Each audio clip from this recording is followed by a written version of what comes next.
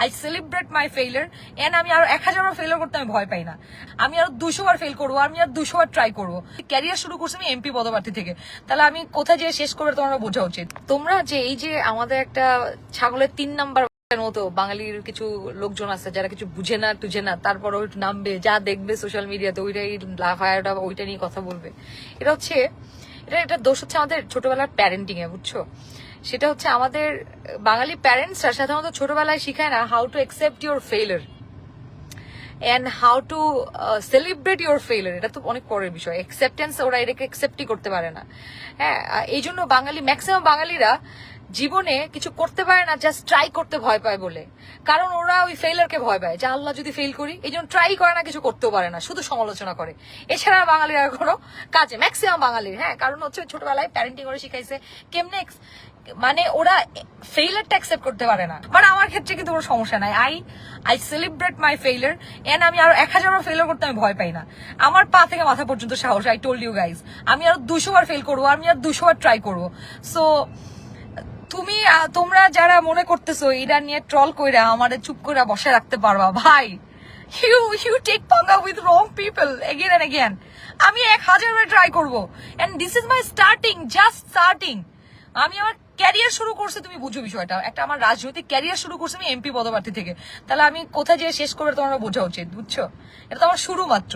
আর এটা স্বাভাবিক, দেখো তুমি একটা লজিক মিলাও। সময়ের সাথে সাথে দেখা দেয় নিত্য নতুন প্রয়োজন, রেডি থাকতে হয় প্রতি মুহূর্ত। তাই এলো ইনোভার, যেন আপনি লাইফে থাকেন রেডি প্রতিদিন।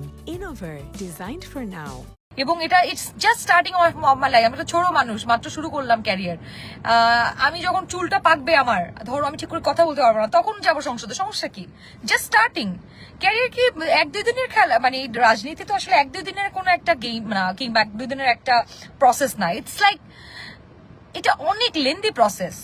আমার যা শুরু হইলো, so let me do it in my way. তোমরা আমার নিয়ে এত চিন্তা করো না ভাই, এত কষ্ট পাও না। I will do it in my way. হ্যাঁ, আমি আমার ফেইলারকে অ্যাকসেপ্ট করতে জানি, সেলিব্রেট করতে জানি, এবং আমি ফেইলারে ভয় পাই না। আমি আরো অনেকবার ফেইলার হইতে চাই। মানে পাগলের সুখ মনে মনে। ইকবাল হোসেন, হায় রে বলদ, এই বলদ যেটা লিখছে, মানে আমার হয়ে তুই কেন চা খাইতেছিস রে বলদ? মানে আমি তো কিছু হয় নাই, আমি তো ওকে। আমি দেখতেছি ফেসবুকে সবাই হতাশ হয়েছে নিজের ফেইলার। এরা এতই হতাশ যে নিজের ফেইলারটা অ্যাকসেপ্ট করতে পারে না, আমার ফেইলারটাও অ্যাকসেপ্ট করতে পারতেছে না। I know my strength, I know my things. So আমি একটা প্ল্যাটফর্ম হলে হয়তো ভালো হইতো, বাট নো ম্যাটার হোয়াট, আমি কিছু আমার কাজ থামাবো না। সো হয়তো অফিসিয়ালি হয় নাই, কিন্তু আমি বিএনপির হয়েই কাজ করছি। সো এটা নিয়ে তো প্যারা খাওয়ার কিছু নাই। আমার কোনো এমন না যে আমি রাজনীতি করতে পারতেছি না, রাজনীতি তো শুরু করলাম মাত্র আমি। এনিওয়েজ, আসলে আমি টু বি অনেস্ট, আমি দলের যে সিদ্ধান্ত সেটাকে আমি সম্মান করি। আমি বিশ্বাস করি ডেফিনেটলি তারা ওই নেতাকর্মীদেরকেই সম্মান করেছে যারা আসলে অনেকদিন ধরে কাজ করে আসছেন।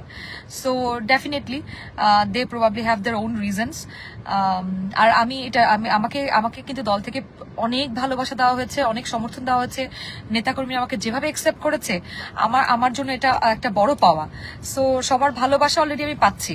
সো এটাই আমার জন্য আসলে উইন উইন সিচুয়েশন। সবাই আমাকে যেভাবে ওয়ার্ম ওয়েলকাম করছে আমার ক্যারিয়ারের শুরুতেই, রাজনৈতিক ক্যারিয়ারের শুরুতেই একটা নতুন মানুষকে এভাবে অ্যাকসেপ্ট করে নেওয়া, এটাই আমার জন্য অনেক বড় উইন।